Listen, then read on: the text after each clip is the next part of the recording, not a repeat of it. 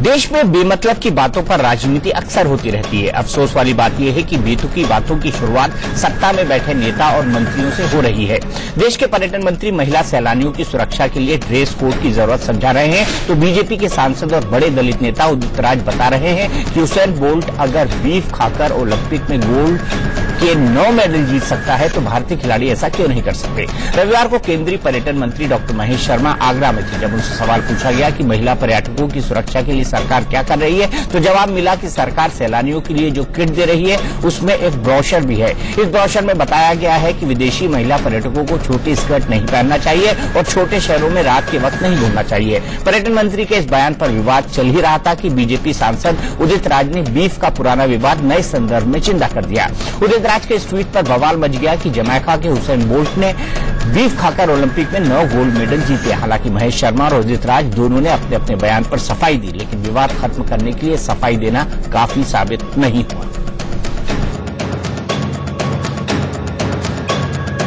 के अंदर हम लोगों ने सभी के लिए जारी करी है। जैसे हमने लिखा है कि मैं पढ़ देना चाहता हूं कि dress code for some religious places can include covering your head, being barefoot etcetera. उस विषय को जोड़ा जाए। बाकी कोई क्या कपड़े पहने, ये लोकतांत्रिक देश है हमारा भारत, जहां हम विश्व के पर्यटकों को हम यहां ला रहे हैं, देश विदेश के लोगों को। हम उनके ड्रेस कोड पर लगाने वाले कौन होते हैं? उदाहरण मैंने किया कि जमैका गरीब होते हुए भी, इंफ्रास्ट्रक्चर न होते हुए भी, हुसैन बोल्ट गरीब होते हुए भी परिस्थिति को अपनी तरफ मोड़ा है। उनके टीचर ने कहा, ट्रेनर ने कहा कि बीफ खाओ क्योंकि गरीब हो, तो बीफ सस्ता है। तो हमारे खिलाड़ियों को भी अपनी परिस्थिति के हिसाब से चीजों को मोड़े और विनर बने, जीतने वाले बने, और हमेशा बहाना या कारण गिनाना और सरकार के ऊपर आरोप लगाना, यह बात मैंने कही है। बीफ की बात तो इसमें आती ही नहीं। अगर पंडित महेश शर्मा का बस चले तो वो हर महिला को बुर्का पहना दे। ये जो संस्कृति के मंत्री हैं, ये भारत की बुनियादी संस्कृति नहीं समझते। हमारी जो जमहूरियत है, जिसका आजकल प्रधानमंत्री जी बहुत बखान करते हैं, वो हर व्यक्ति को ये इजाजत देती है, आजादी देती है कि वो जो खाना चाहे वो खाए, जो पहनना चाहे वो पहने। बीफ खाने के बाद ज्यादा प्रोटीन मिलता है, लेकिन दूसरा खाने के बाद भी थोड़ा ज्यादा खाएगी तो भी प्रोटीन मिलेगा। वो खाने में हमारा विरोध नहीं है, मैं नहीं खाता हूँ, लेकिन जिनको खाना है उनको खाने का मतलब विरोध नहीं होना चाहिए। रिलीजियस प्लेसेस के ऊपर या तो कहीं जगह के ऊपर भी ड्रेस कोड की कोई पाबंदी नहीं है, न तो हमारे कानून में लिखा गया है कि महिलाओं ने किस तरह से ड्रेस कोड को पहन के जाना चाहिए। तो इससे वायलेंस रिलेटेड एनकरेजमेंट मिलता है, अगर उनका कहना है। तो एक दूसरा आर्गुमेंट ये हो सकता है कि वायलेंस अगर होता है तो ड्रेस को ही लेके होता है, तो ये जिम्मेदारी सरकार की है कि वो इनएडिक्वेट पुलिस बंदोबस्त क्यों करते हैं। तो बड़ा सवाल है, महिला पर्यटकों की स्कर्ट से मंत्री जी को क्या दिक्कत है, और क्या महिला पर्यटकों की स्कर्ट उनकी सुरक्षा से जुड़ी हुई है, ये भी बड़ा सवाल है। इसी पर बड़ी बहस करने के लिए हमारे साथ कई सारे लोग मौजूद हैं। हमारे साथ अनिला सिंह जी हैं, जो कि स्पोक्स पर्सन है यूपी बीजेपी की। थोड़ी देर में उदित राज जी, जो एमपी है लोकसभा के, वो हमसे जुड़ेंगे। काम्या मल्होत्रा जी, जो कि स्पोक्स पर्सन है कांग्रेस की, वो हमारे साथ हैं। आभा सिंह, जो कि मुंबई से हैं, सोशल एक्टिविस्ट हैं, जाना माना चेहरा है टेलीविजन पर। और अंजना कुमारी जी, प्रेसिडेंट है सेंटर फॉर सोशल रिसर्च, वो हमारे साथ हैं। और साथ ही साथ वीएचपी के स्पोक्स पर्सन देवेश उपाध्याय जी भी हमारे साथ हैं। सबसे पहले अनिला जी, मेरा सवाल आपसे ये है, आप मुझे बताओ कि किसी भी महिला की, मैं सिर्फ महिला पर्यटक की बात नहीं कर रहा हूं, उसकी स्कर्ट से उसकी सुरक्षा का क्या लेना देना?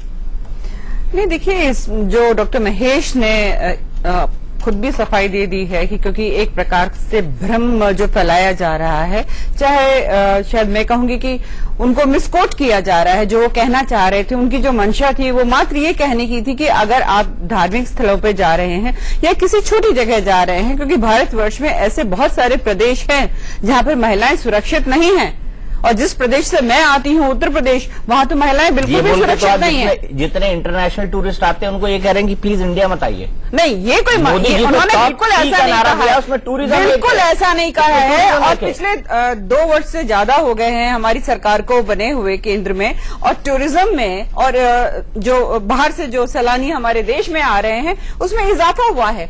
आंकड़े बताते हैं। ये बचकाना बयान नहीं है। ये बचकाना बयान नहीं कह सकते हैं। ये कह सकते हैं कि मन में जब चिंता होती है कि बाहर से हमारे देश में कोई अतिथि आ रहा है तो उसका बाल से बाका ना बिगड़े।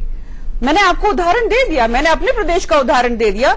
यहाँ पे विदेशी महिलाएं क्या, जो यहाँ पर रहने वाली महिलाएं, बेटियां, बच्ची हैं, वो सुरक्षित नहीं हैं। अगर उन्होंने एक साउंड ऑफ कॉशन था, ये साउंड ऑफ कॉशन दुनिया भर की जितनी भी एम्बेसी होती है ना अनिला जी, अपने पर्यटकों को पहले ही बताती है किस देश जाना है, किस देश नहीं जाना है, वहां का क्या। अगर मैं ईरान जाता हूं तो मैं वहां पर बिना बुर्का पहने एक महिला नहीं घूम सकती, क्योंकि वहां का ड्रेस कोड है। या पुरुष भी जाते हैं तो उनके लिए भी एक सर्टेन ड्रेस कोड है, और ऐसे ड्रेस कोड पूरे देश में, ये तो दुनिया को पता है। और भारत की सोसाइटी बड़ी लिबरल है। इस तरह का बयान देश के इतने बड़े डॉक्टर्स हैं। भारत की सोसाइटी क्या दीपक जी, मैं तो हमेशा से ये कहती हूँ, जो हिंदू संस्कृति है वो बहुत ही आधुनिक रही है, आदिकाल से रही है, अभी की बात नहीं है। तो और जब हमारे क्यों 2016 में बात कर रहे हैं कि छोटी स्कर्ट न पहने सुरक्षा की दिक्कत हो जाएगी। उन्होंने स्पष्ट कर दिया कि उनका कहने का मतलब, तात्पर्य केवल इतना था कि अगर आप धार्मिक स्थल पे जा रहे हो या कोई ऐसी छोटी जगह जहां पर सुरक्षा की दृष्टि से अगर आप जो हमारे, मैं कहूंगी कि ऐसे क्रिमिनल्स जो बहुत पॉल्यूटेड माइंडसेट लेकर रहते हैं, इस प्रकार के कपड़े अगर पहनकर जाओगे तो पॉल्यूटेड माइंडसेट तो दिमाग का होता है जी। और मैं यही कहना चाहती, बिल्कुल आप सही बात कह रहे हैं, बिल्कुल आप बिल्कुल सही बात कह रहे हैं। यही मैं कहना चाहती हूँ कि कानून व्यवस्था जो होती है वो विषय है प्रदेश का। वो सब प्रदेश जहाँ पे कानून सुधारना ये विषय है देश के प्रधानमंत्री का और देश के पर्यटन मंत्री का, और करते हैं अपना कार्य वो भली भांति पूर्ण से कर रहे हैं। इसीलिए जो है अतिथि जो है हर वर्ष हमारे यहाँ ज्यादा से ज्यादा आ रहे हैं। परंतु ये हमारा कर्तव्य भी बनता है कि अगर हमें कहीं आगाह करना है तो हम उनको आगाह भी करेंगे। मैं आपसे जानना चाहता हूँ काम्या जी, आपको ये गले से उतरती है बात कि एक मंत्री जी इस तरह का बयान? बिल्कुल नहीं, ये बिल्कुल बेतुकी बात है। मैं बिल्कुल सहमत नहीं हूँ इससे। ये तो आप जो लोग आना चाह रहे हैं उनको आप डरा रहे हैं इस तरीके से। I mean, are we moving forward और आर वी मूविंग बैकवर्ड्स?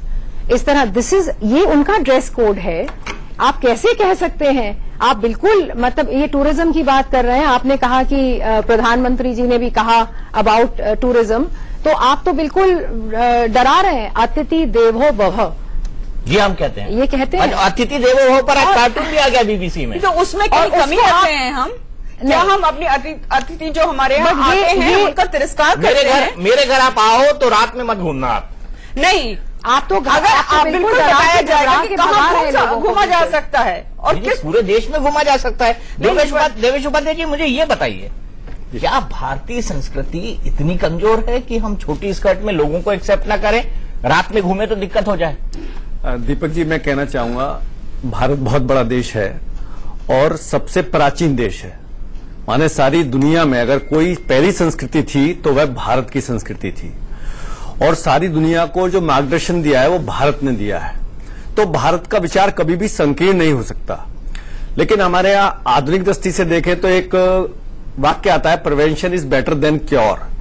आज इस देश के अंदर जिस प्रकार का आपराधिक माहौल वो राज्यों में, अनेक राज्यों में देखने को मिलता है, अगर केंद्र की सरकार अगर पर्यटन को बढ़ावा दे रही है तो वो अपने आने वाले अतिथियों को अगर किसी प्रकार से सावधान करती है। दूसरा, हमारे यहाँ मंदिरों में जो पर्यटन आते हैं वो विभिन्न स्थलों पर जाते हैं, साथ साथ हमारे जो मंदिर हैं उनमें भी दर्शन के लिए जाते हैं।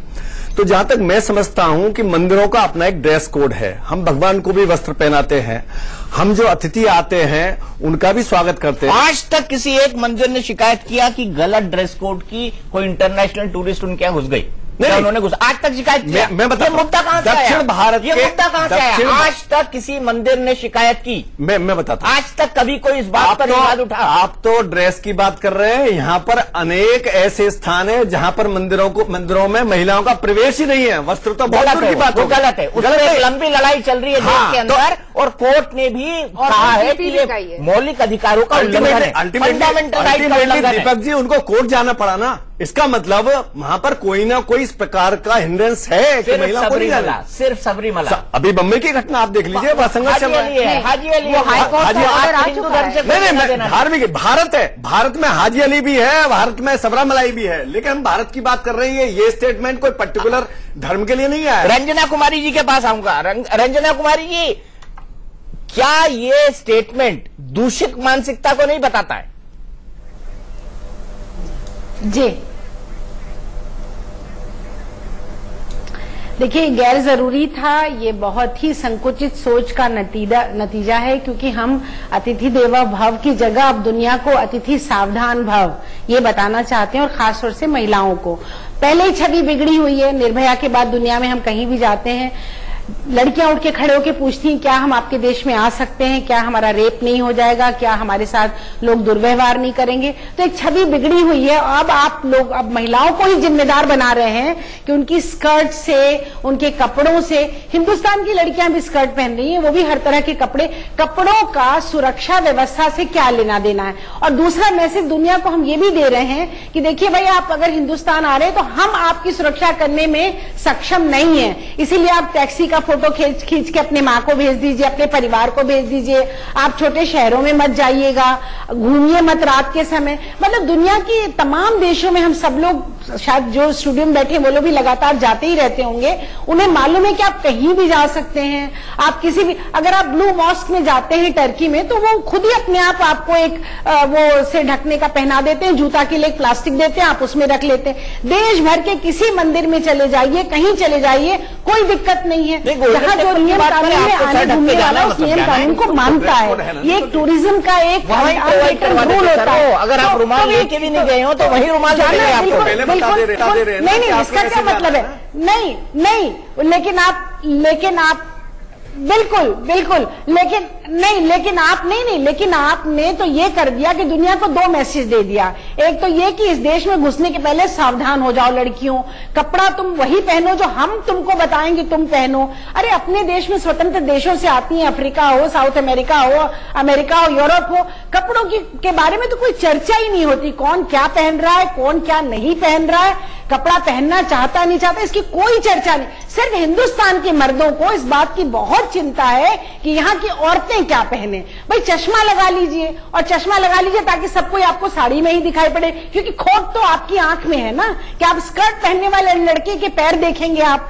तो ये इस तरह की जो बदतमीजियां हैं, इस तरह की बदमिजाजियां हैं, इनको बदलने की बजाय, इस तरह के लोगों को ये कहने की बजाय कि आपको अतिथि हो चाहे देश की महिला हो, आपको उसका सम्मान करना है, वस्त्र से कोई लेना देना, आपके दिमाग में ये सेक्सिज्म भरा हुआ है, मिसोजिनी भरी हुई है, जिसकी वजह से आप इस तरह की हरकत करते हैं। तो उनको कहने की बजाय हर बार आप एक तो लड़कियों को दोषी मरते हैं, एक इनडायरेक्टली आपने कह दिया कि अगर आपके साथ कुछ होगा तो आपका वो स्कर्ट पहनना आपका जिम्मेदार होगा। ये मतलब कितनी ज्यादा, ये मुझे भी नहीं समझ आ रही बात। समझ में आपके पास जाऊंगा, मुझे भी ये बात नहीं समझ आ रही सोच का। मंत्री जी 5 कदम आगे जा रहे हैं, 5 कदम पीछे जा रहे हैं। उनको तो ये कहना चाहिए कि भारत अब पूरी तरह से सिक्योर हो चुका है। मैं तो कह रही हूँ कि 2 कदम पीछे अगर आगे जा रहे हैं तो पता नहीं कितने 50 कदम पीछे जा रहे हैं। मतलब आप टूरिज्म बिल्कुल रोक रहे हैं। नहीं, टूरिज्म बिल्कुल रोक रहे हैं। आप डरा रहे हैं लोगों को, बिल्कुल आप डरा रहे हैं यहाँ आने से। बिल्कुल भी नहीं। अरे जब यहाँ पर डराएंगे तो डरेंगे ना। नहीं, बिल्कुल दीपक जी, उन्होंने एक साधारण सी बात कही है, और उसको ये असाधारण है, देश में बवाल हुआ है पूरी बात। बवाल की बात नहीं है। उन्होंने एक जैसे होता है एक एडवाइजरी कमेंट किया है, और उसको इतना mountain out of the mole वाला हिसाब किताब यहाँ पर हो रहा है। मतलब राई का पहाड़ एडवाइस है, लॉजिकल नहीं है। अनिला जी, राई का पहाड़ बना नहीं सकता। आप बताइए, आप स्वयं बताइए, आप बताइए मुझे। आप मुझे, क्योंकि यही सोच है जो फैलाना चाह रहे हैं। आपको मालूम है कि टूरिज्म, आप डेटा कोट कर रही थी दीपक जी, मैं डेटा मेरे सामने, मैं आप डेटा बताना चाहती हूँ। 30% जो 20 से 45 एज ग्रुप की लड़कियां हैं, 30% उनके हिंदुस्तान अकेले आने में कमी हुई है, बल्कि ज्यादा। अभी कोई काउंटिंग तो हुई नहीं, कोई डेटा पता नहीं आपको कहां से डेटा मिल गया। आप कह रही हैं कि टूरिज्म यहाँ बढ़ रहा है। डेटा मैं आपको बता देती हूं में भारत की मैं भी प्रधानमंत्री और तमाम इस तरह की बयानबाजी से नहीं, और ऑथेंटिक डेटा है, ऐसी बात नहीं है आपके पास। आप हिंदुस्तान की मेरे पास रंजना डाटा पे जा ही नहीं रहा हूँ। ये डाटा की बात नहीं, ये सोच की बात है। देखिए, एक हमारे यहाँ बड़ी पुरानी कहावत है अनिला जी, हमारे यहाँ बड़ी पुरानी कहावत है। पुरानी कहावत ये है कि बंदूक से निकली हुई गोली और मुंह से निकले हुए शब्द कभी वापस नहीं आ सकते।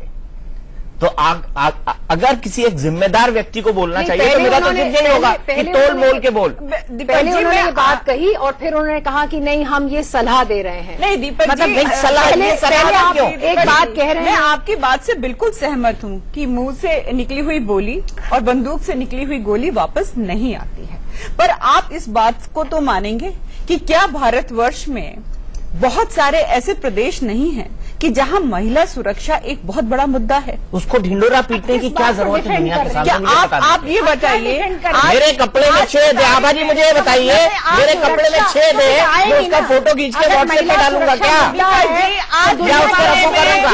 विश्व जो है ग्लोबल विलेज हो गया है। यहाँ का मीडिया क्या अमेरिका, यूके या यूएस या कनाडा में नहीं देखा जाता? यहाँ पे जो स्टोरीज दिखाई जाती है कि वहाँ पे रहने वाले देश के लोग नहीं देख रहे, तो केवल ये कहने से लॉ एंड ऑर्डर प्रदेश का मैटर है मैडम, प्रदेश में क्या होगा ये केंद्र का मैटर नहीं है, ये केंद्र का मैटर नहीं है। ये विषय जो है ये प्रदेश का है।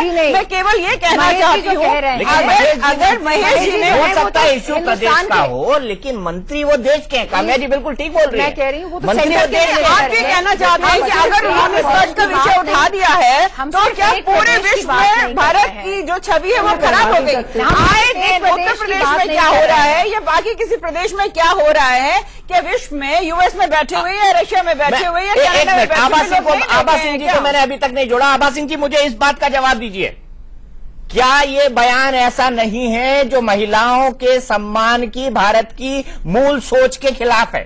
सरासर गलत है, लोगों के मन में डर बैठा देता है।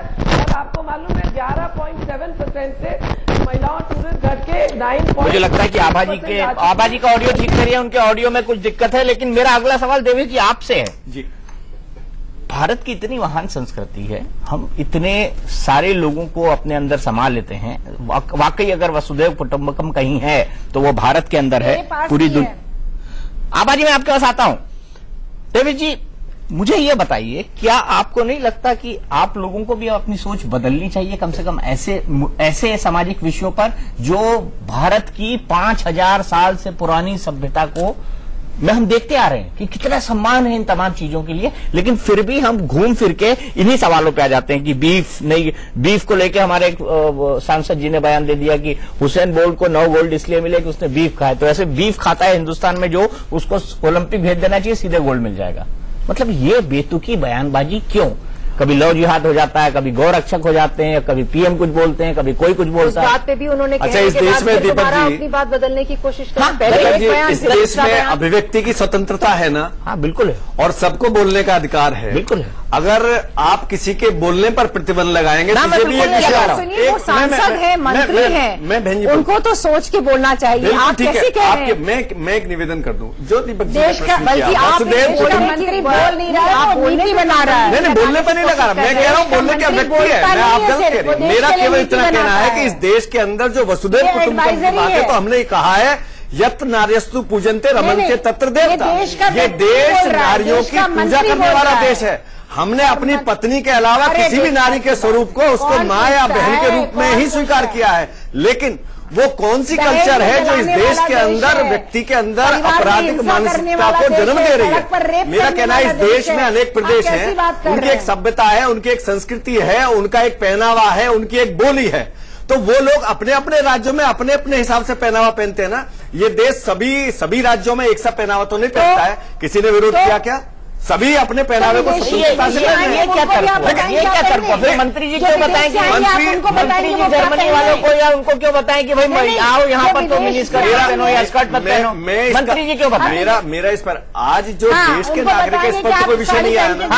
जब देश के नागरिकों में ये विषय नहीं है तो जो विदेश से बेचारे घूमने आ रहे हैं, आपकी इस महान अनिला जी बार बार कह रही है कि यूपी में कानून व्यवस्था 90% जो सिर्फ यूपी की बात नहीं, मैं वो नहीं कह रहा हूँ। 90% टूरिस्ट जो आते हैं वो ताज देखने आते हैं। मैं निवेदन 90%। हमने विदेशों की बात अगर आप कहते हो तो मैं कहूंगा कि बहुत सारे देशों में लोग बहुत कम वस्त्र पहनकर घूमते हैं। भारत में तो ऐसा नहीं होता है। भारत की तो एक सभ्यता है ना। भारत में भी ऐसा तो अगर उन लोगों को अगर आप बीच पे जाएंगे बुर्का पहन के, इसका मतलब कि अगर आप लोगों को बुर्का पहना दे तो क्राइम होना ही खत्म हो जाना चाहिए। बयान ही ना आए, अपनी कानून व्यवस्था को चुस्त दुरुस्त कर लें। ये बेकार के बयान ही ना आए और इन बेकार के बयानों को छोड़ के हम 3T को डिस्कस करें। मैं तो नहीं बेकार के बयान नहीं कह रही हूँ ना, बेकार का बयान। देखिए मोदी जी ने क्या कहा था, ही नहीं पड़ेगी talent, tradition, tourism, trade and technology. अब इसका एक टी तो जो है उस पर सवाल खड़ा हो गया है उनके ही मंत्री के बयान से। लेकिन सवाल ये है, अनिला जी खुद मान रही है कि ये बेकार का बयान है, जैसा कि काम्या जी ने बताया। ये बयान आएंगे नहीं अगर कानून बेकार के बयान है।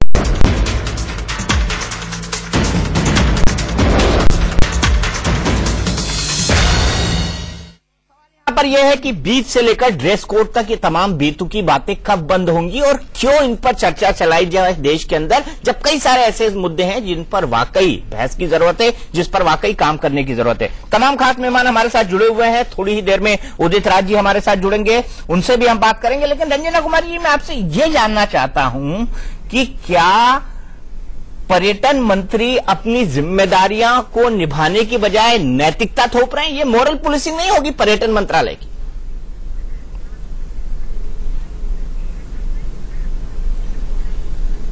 देखिए, पर्यटन मंत्रालय का जो काम है वो देश में और ज्यादा मेहमान आए, क्योंकि एक बहुत बड़ी इनकम का, आर्थिकी का ये एक जरिया होता है।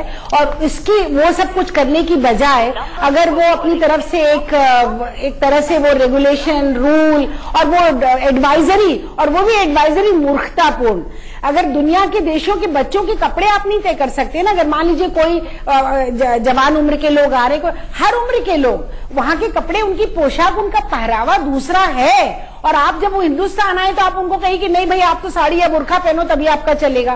तो ये चीजें बिल्कुल सरासर अन्याय है और वो अपनी मैंडेट से बाहर जाके ये सब काम कर रहे हैं। ये उनका काम नहीं है। देश की छवि बिगाड़ने का काम उनका नहीं है, देश की छवि बनाने का उनका काम है। तो इसलिए वो अगर वो इस तरह की बयानबाजी करेंगे तो असली मुद्दों से भटक रहे हैं। यहाँ पर की शासन व्यवस्था अच्छी है, यहाँ पुलिस दुरुस्त है, यहाँ आपको पूरी सुरक्षा मिलेगी। हिंदुस्तान बेखौफ होके आइए, जहां मर्जी घूमिए, हम आपको सुरक्षित रखेंगे। आप जो पहले चला था ना इनक्रेडिबल इंडिया, तो वो हमारा इनक्रेडिबल इंडिया है ना। तो ये इनक्रेडिबल इंडिया में ये कहाँ आता है कि आप फोटो खींच के माँ बाप को भेज दिए, आप जिस टैक्सी में बैठ रहे हैं आप। ठीक है, आपने अपनी बात कही, आपने अपनी बात कही। मंदिर मस्जिद की बात नहीं है ये। उनका एक दूसरा बयान ये भी था कि रात में ना निकले। मतलब अगर कोई टूरिज्म के लिए आएगा तो दिल्ली में या मुंबई में यहाँ की नाइट लाइफ भी क्यों ना देखे वो? नहीं, बिल्कुल। दिल्ली, मुंबई, गोवा ये ऐसी जगह हैं जहाँ नाइट लाइफ जो है, बेंगलोर खूब एक्टिव रहती है और लोग निकलते भी हैं, बिल्कुल जाते हैं।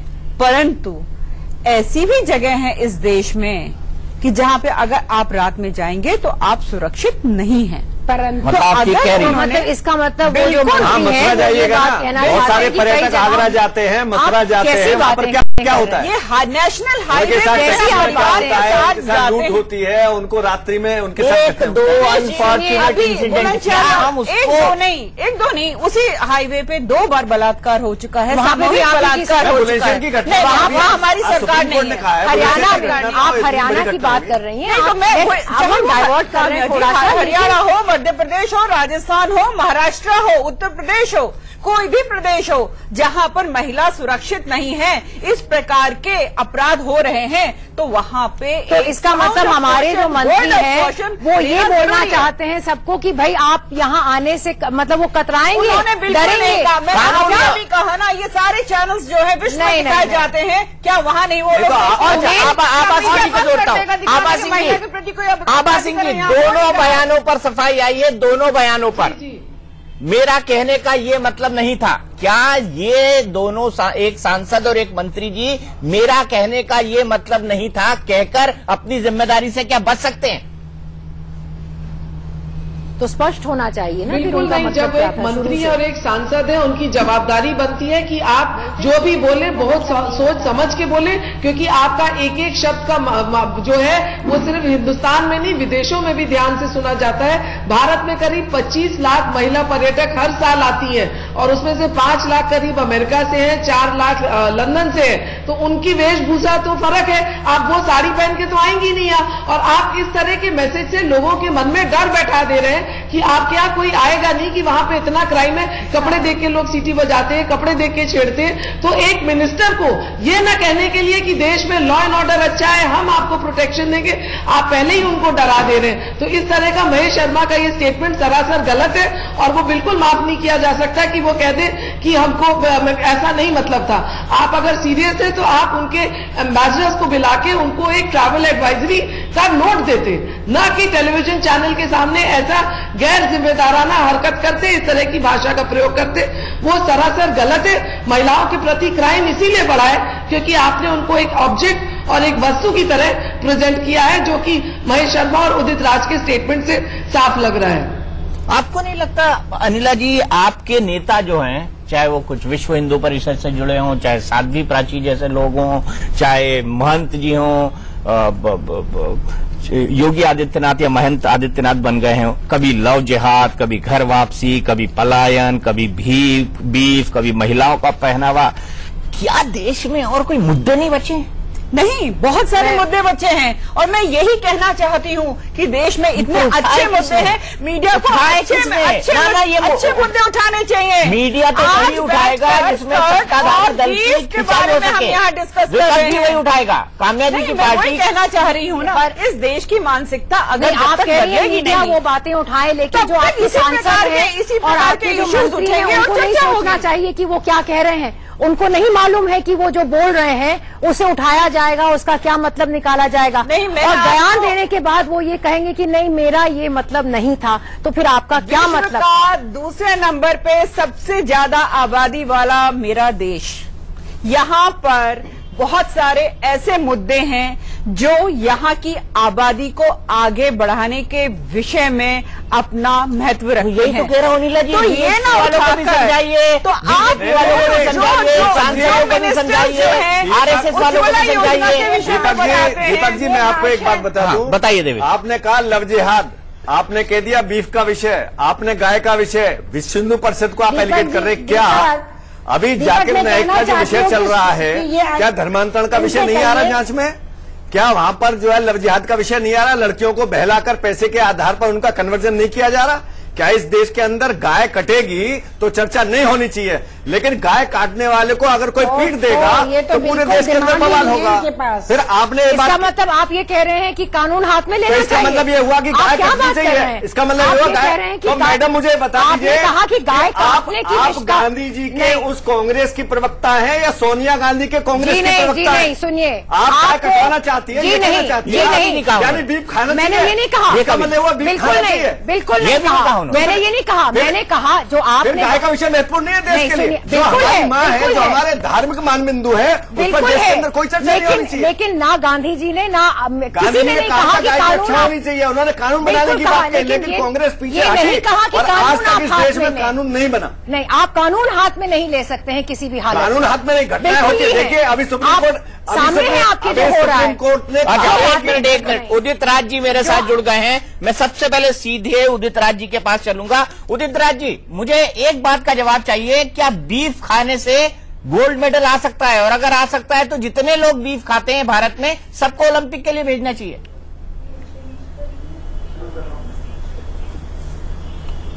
किसने कहा कि बीफ खाने से और कोई क्या भारत का आदमी भारत के संविधान के तहत या कानून के तहत या आप और हम किसी को क्या खाना है नहीं खाना है क्या आदेश दे सकते हैं, प्रेस्क्राइब कर सकते हैं? उसकी मीनिंग समझिए, शब्द मत समझिए।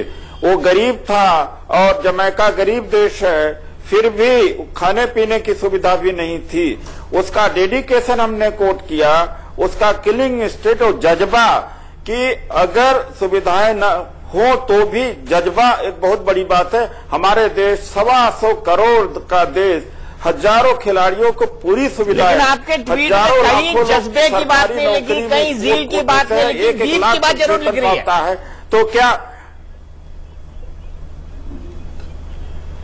नहीं, देखिए ऐसा है कि आप मीनिंग पर जाएंगे तो बात चर्चा हो सकती है, नहीं मीनिंग पर विवाद कोई पैदा करना चाहेगा तो उसके लिए मैं कुछ नहीं कर सकता हूं, क्योंकि भावार्थ यह है कि कम सुविधा विपरीत परिस्थितियों में भी जहां पर एडवर्स सिचुएशन है, जमैका और केनिया जैसे देश में भी हमसे आगे चले जाते हैं, क्योंकि उनके अंदर जज्बा है, किलिंग इंस्टिंक्ट है। मतलब इंडिया के अंदर जज्बा नहीं है, और मतलब भारतीयों के अंदर जज्बा नहीं है, और वो जज्बा बीफ खाने से आएगा। उठा करके रिप्रोड्यूस किया है क्या न, कि ये आप अपने तरफ से मुझे कह रहे हैं, लेकिन मैं मानने को तैयार नहीं हूं। मैंने यह कहा कि वहां पर सुविधाएं कम होने के बावजूद में भी वो आगे निकल रहे हैं। सुविधा का मतलब है यहाँ पर वहाँ सुविधाएं कम है, अगर आप अपने हिसाब से जो भी इसका व्याख्यान आपने ट्वीट में तो कहीं सुविधा की बात नहीं लिखी। सुविधा की बात करिए, फिर आप बीफ की बात क्यों कर रहे हैं? आप एक तरफ उदित राज जी उस ट्वीट में 160 से ज्यादा क्या लिख दूंगा? बात करिए ना, आप बीफ को बीच में क्यों? 160 वर्ड से ज्यादा क्या लिख दूंगा? ये मेरा बयान भी नहीं है, बयान है हुसैन बोल्ट का। ये अखबार से पढ़ करके उठा के कह दिया कि गरीब देश भी आगे चले गए। तो आप उनके क्या खाते हैं, क्या नहीं खाते, उस पे क्यों जा रहे हैं? आप अगर सुविधा की बात करना चाहते हैं तो उस पर गौर करिए, उस पे जोर दीजिए ना, क्योंकि अब आपके पास कुछ है नहीं तो आप कह रहे हैं कि नहीं मेरा मतलब ये था और अब मैं सुविधा की बात कर रहा हूँ और जज्बे की बात कर रहे हैं। क्या हिंदुस्तान में वो जज्बा नहीं है? और अगर सुविधाएं नहीं है तो उस पर आप जोर दीजिए ना। नहीं, देखिए ऐसा है, ये 125 करोड़ है। हमेशा बहाने, हमेशा कारण देते रहे, सुविधा नहीं, पॉलिटिशियन को गाली दे रहे, ये बहुत नहीं चलेगा। ये हजारों लाखों लोगों को सरकार ने नौकरी दिया है कोटा में, क्या उनके पास खाने की कमी है क्या? तो क्यों ना कहा जाए ना मुझे आप ये बताइए, लेकिन आपने बीफ इस्तेमाल क्यों किया? ऐसा लग रहा है आपके ट्वीट को पढ़ के कि बीफ खाने के कारण ही हुसैन बोल्ट ने जीता है गोल्ड मेडल। दीपक जी, कोई भी खाने की वकालत नहीं कर सकता है। देखिए ऐसा है, किसी का कोई खाने का प्रिस्क्रिप्शन आप भी नहीं दे सकते, मैं भी नहीं दे सकता, लॉ के खिलाफ है। करेक्ट है, क्योंकि अभी बयान आया है थोड़ी देर पहले, उन्हीं का जो ट्रेनर था या उनके बारे में जो जिसने बोला है वो बीफ खाते ही नहीं है। मुद्दा ये नहीं है कि बीफ खाते हैं कि नहीं है, लेकिन क्योंकि आपने ये बात उठाई है, मैं आपको करेक्ट करना चाहती हूँ कि फैक्चुअली ये गलत है, क्योंकि वो बीफ खाते ही नहीं है। का मतलब क्या है? बीफ का मतलब क्या है? नहीं है आपसे मैं पूछना चाहता हूँ, सारे आपका मतलब ये बीफ परिषद वाले बताएंगे, ये आपके दोस्त लोग हैं ना बीजेपी के, वो बताएंगे देवेश उपाध्याय का मतलब क्या है? बता दीजिए आप। बीफ का मतलब क्या है? मतलब आप इतने मुद्दे हिंदुस्तान में, बीफ का मतलब क्या है? केवल गाय नहीं है, ये पशु का है, वो लोग मांस खाते हैं। विश्व हिंदू परिषद के हैं देवेश जी, आपके दोस्त लोग ये बताएंगे बीफ का मतलब क्या है, बताइए देवेश जी। देखिए, इस देश के अंदर गाय के मांस को लेकर बहुत समय से राजनीति होती रही। बीफ का मतलब गाय नहीं होता उदित जी, जरा एक मिनट। पशु का मांस होता है। अरे उदित जी, अभी ministry of commerce and industry ने अभी जो मर्जी आप कहते रहिए, आप नहीं लगा सकते। Udit ji, ministry of commerce ने अभी प्रतिबंध लगाया है कि इस देश से गाय के मांस का निर्यात नहीं होगा, और गाय के मांस की डेफिनेशन भारत सरकार ने तय की है। बीफ गाय कहाँ से आ गई भाई? गाय का संदर्भ यहाँ कहाँ है? मैं केवल आपकी मतलब मैं आपकी सरकार गाय होता है। या तो आप अध्ययन करिए और आप जानिए कि आपकी सरकार ने जो प्रतिबंध लगाया है उसमें गाय के मांस की परिभाषा की है। तो कृपया करके इस देश के अंदर ध्यानचंद जी ने भी ओलंपिक में विजय प्राप्त किया, उनके नेतृत्व में हॉकी की टीम ने बीफ खाकर जीत हासिल नहीं की थी। मेरे देश की जो साक्षी मलिक जीत के आई है और संधू जीत के आई है, वह बीफ नहीं खाती चलता। इसलिए आप कहिए जज्बे के साथ नहीं चलता, आप कहिए तैयारी इस देश के अंदर, छोटे से देश के अंदर लोगों में जज्बा है, मलिक ने उनको सुविधाएं मिले, इसकी तो कौन सी बड़ी बात हो गई? इस देश के अंदर, आपने तो ये भी इस देश के अंदर आप एक लाख रुपया महीना सैलरी ले रहे हैं। उदित राज अपने कोई खाने की कमी है क्या? उदित राज नहीं, अगर ऐसा है तो आप नहीं उदित राज जी, अगर ऐसा है तो फिर आपने बीफ खाने का सजेशन क्यों दिया? आपने बीफ शब्द ही क्यों लिखा ट्वीट में? Nothing else. बीफ खाने का सजेशन दिया ही नहीं, और कोई बीफ खाने का सजेशन दिया ही नहीं। मैंने उदाहरण दिया दो परिस्थितियों का कि विपरीत परिस्थितियों में भी वो रह करके हमसे ज्यादा आगे जा सकते हैं। हमने एक मैसेज दिया है, विपरीत परिस्थितियों में हमेशा यह नहीं चलेगा कि सरकार सुविधा नहीं देती, सरकार सुविधा नहीं देती, हमेशा यही कहकर के अरे सर, मैंने आपकी सब बात मानी। एक मिनट काम्या जी, एक मिनट उदित राज जी, मैं सिर्फ आप ले आ रहे हो, मैं कहां से ले आ रहा हूं? कहां से आया बीफ? कहां से आया? यही बीफ आप लाए, मैं नहीं लाया हूं। सुनिए, जब अरे लिखा तो आपने ना, मैं कहां से लाया ये बताइए। मैं कहां से लाया हूं? मैं कहां से लाया हूं ये बताइए ना। एक भाव किया, ये मैं बीफ नहीं ला, बीफ आप ला रहे हैं लोग। मैं कोई बीफ की वकालत नहीं कर रहा हूं, न खाने और न खाने का, दोनों का, न खाने का न खाने का। आपने ट्वीट में बीफ शब्द क्यों लिखा? अगर आप लाए नहीं है तो ट्वीट में आपने बीफ शब्द क्यों लिखा? मैं नहीं ला रहा हूँ। बहुत सारे यूरोप कंट्री में पोर्क खाया जाता है। अरे तो क्या हुआ? उनके प्लेयर ओलंपिक में मेडल के आधार पर, क्या ऐसा कोई स्टेटमेंट? भाव के आधार पर देश चलता है। एक सेक्शन है शब्द से शब्द पकड़ करके, उसके बाद शब्द पकड़ करके कर देते हैं। ब्रेक के लिए रुक रहा हूं उदित राज जी, आपने मेरे सवाल का जवाब नहीं दिया। बीफ शब्द का इस्तेमाल आपने ही किया है, मैंने नहीं किया, अपने ट्वीट में किया है, इसीलिए बहस हो रही है। सवाल का जवाब दिया, आप सुनना नहीं चाहते हैं। ना मैं सुनना चाहता हूं। मैं ब्रेक के बाद आपसे यही सवाल का जवाब आप नहीं दे रहे हो, सुनना नहीं चाहते हो आप।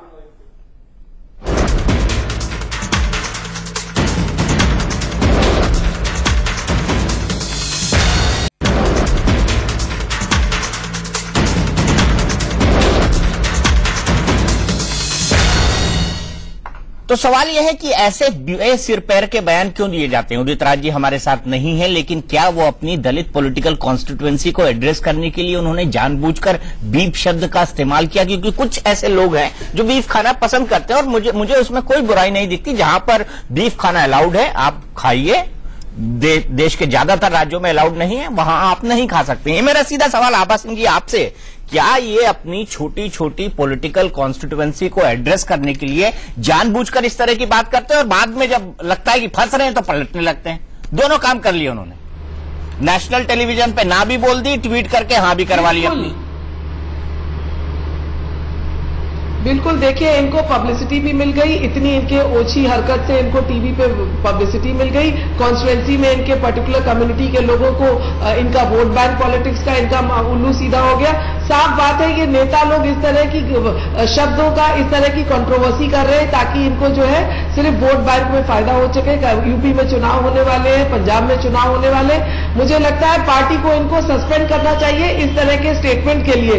हैरानी की बात है कि पार्टी के आका जो है वो कोई एक्शन नहीं लेते, इसीलिए नेता खुलेआम इस तरह की बात करते हैं। महेश शर्मा जैसे मिनिस्टर, इस तरह के पढ़े लिखे लोग अगर इस तरह की बात करेंगे स्कर्ट और जीन्स की, तो हम आगे क्या बात करेंगे, देश को आगे कहां ले जाएंगे?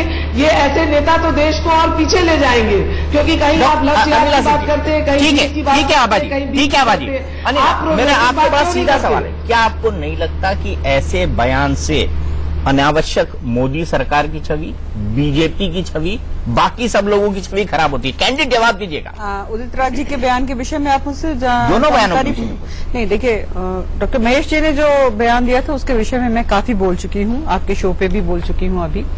और उदित राज जी ने जो कहा है, जैसे वो कह रहे हैं कि उन्होंने कहीं पे ये ट्वीट पढ़ा और वैसे ही उन्होंने ट्वीट कर दिया, और वो अपने तरफ से स्पष्टीकरण भी दे रहे हैं। अब अपने दिल से वो कह रहे हैं कि जो मैंने लिखा था मेरी वो मंशा नहीं थी, तो मुझे लगता है कि शायद कहीं ना कहीं पहले लिख दो फिर बोलो मंशा नहीं कहीं ना मेरी ये कहीं मंशा हाँ नहीं उनको शायद इस चीज का पछतावा होगा। कहाँ पछतावा दिख रहा है? उनको तो दूसरी पछतावा बात ही ये नहीं दिख रहा है दीपक जी एक बात एक्सप्लेन कर रहे हैं एक बात मैं और कहना चाहती हूँ कि एक सेकंड काम्या जी मैं अपनी बात पूरी कर लूँ फिर आप अपनी बात कहिएगा। हाँ जो खिलाड़ियों के विषय में कहा है उन्होंने, मैं यहाँ पे इतना कहना चाहूंगी कि हमारे देश के खिलाड़ियों में जज्बे की कमी नहीं है, पर हो सकता है सुविधाओं की कमी जरूर है, जिसके लिए हमारे आदरणीय प्रधानमंत्री जी ने पूरी एक वर्कफोर्स तैयार कर दी है। यहीं पर रोकता हूं, लेकिन इसके पीछे की राजनीति समझा देता हूं। इसके पीछे की राजनीति ये होती है कि अपनी कॉन्स्टिट्यूएंसी को, अपने वोट बैंक को एड्रेस करो, बोलो, फिर थोड़ा सा बोलो, मेरे बयान का गलत मतलब निकाला गया और निकल जाओ, ताकि आप एक तीर से दो निशाने साध सकें। और यही नेता करते हैं और यही ऐसा सरकार ने तो प्रतिबंध लगा रखा है ना, भारत सरकार ने लगा रखा है। मैं यही कहता हूं, उसी के मंत्री उदित जी उसी के मंत्री हैं, उसी भारत सरकार के प्रतिबंधित सांसद है। सांसद है, सांसद सॉरी उसी के सांसद है। उदित जी ने जो बात बोली है वो सरकार के विपरीत बोली है, उन्हें अध्ययन करना चाहिए और फिर उसके लिए पलट जाइए। तो यही सबसे बड़ी बात है कि क्या ऐसे पलटू राम बयानबाजों से बीजेपी निजात पाएगी। टुनाइट में आज के लिए इतना ही, लेकिन इंडिया न्यूज पर खबरों का सिलसिला लगातार जारी।